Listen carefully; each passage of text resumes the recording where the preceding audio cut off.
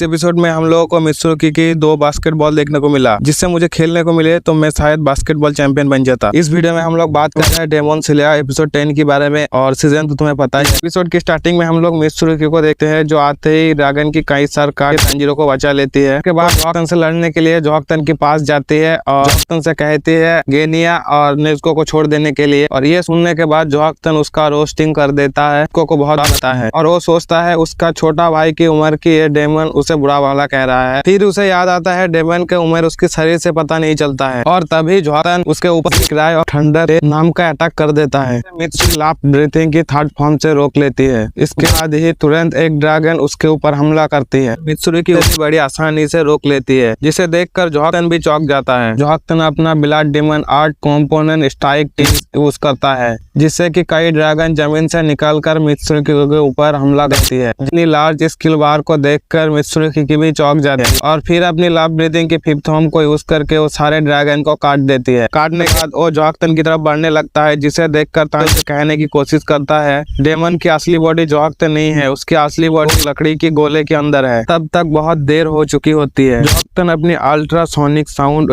मित्सुरुकी को बेहतर देती है, जिसके बाद हम लोगों को मित्सुरुकी की बैक हिस्ट्री देखने को मिलती है, जहाँ पर हम लोगों को देखने को मिलता है वो बचपन से ही औरों से कई ज्यादा पावरफुल है, जिसकी वजह से उसे ज्यादा भूख लगती है। वो इतनी सी छोटी उम्र में सुमो रेसलर को पंजे से हरा दिया था, पर जैसे जैसे वो बड़ा होती गई उसकी यही पावर उसके लिए श्राप बनने लगी, क्योंकि कोई भी आदमी के साथ शादी करना नहीं चाहता था, जिससे तंग आकर वो बालों को कलर कर लिया और अपने भूख को भी कंट्रोल करने लगी। उसके बाद उसके लिए एक दिन एक रिश्ता आता है, जिसके लिए मित्सुरुकी बाकी लड़कियों की तरह खुद को कमजोर दिखाती है, और उस लड़के से बात करते टाइम वो सोचती है कि काश कोई ऐसी जगह हो जहाँ वो जैसी है वैसे ही उसे एक्सेप्ट किया जाती। उसके बाद हम लोगों को कुछ साल बाद की सीन दिखाई जाता है, जहाँ मित्सुरुकी अब डेमन स्लेयर कॉर्प ज्वाइन कर लिया होता है। मास्टर उसे समझाती है तुम बाकियों से कहीं ज्यादा स्ट्रांग हो, जिसकी वजह से बाकी लोग तुमसे चिढ़ते हैं। जिसके बाद कहानी प्रेजेंट में आती है, जहाँ नेज़ुको गानिया तांजीरो मिलके मित्सुरुकी को बचा के वहाँ से भाग रहा होता है,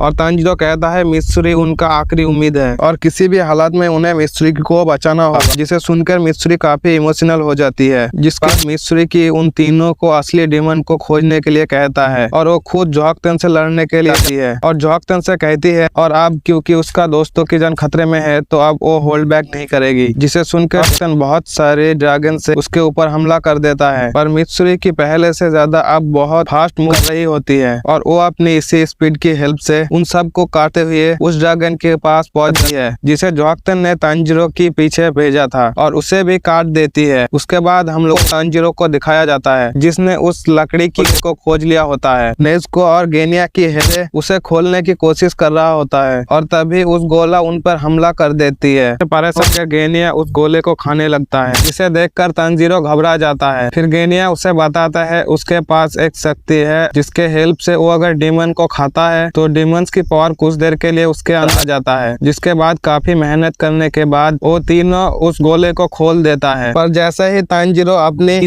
कामी कागुरा की इस्तेमाल करके हनतेंगु को मार जाता है, वो वहाँ से भाग जाता है, जिसे देख तांजीरो और नेज़ुको उसका पीछा करने लगता है, और गेनिया वहीं पे एक पेड़ को उखाड़ के हनतेंगु के ऊपर फेंक देता है, पर हनतेंगु उससे बचते हुए वहाँ से भाग रहा होता है। नेज़ुको उसे पैर से कुचलने की कोशिश करता है, और यहीं पे इस एपिसोड खत्म हो जाता है।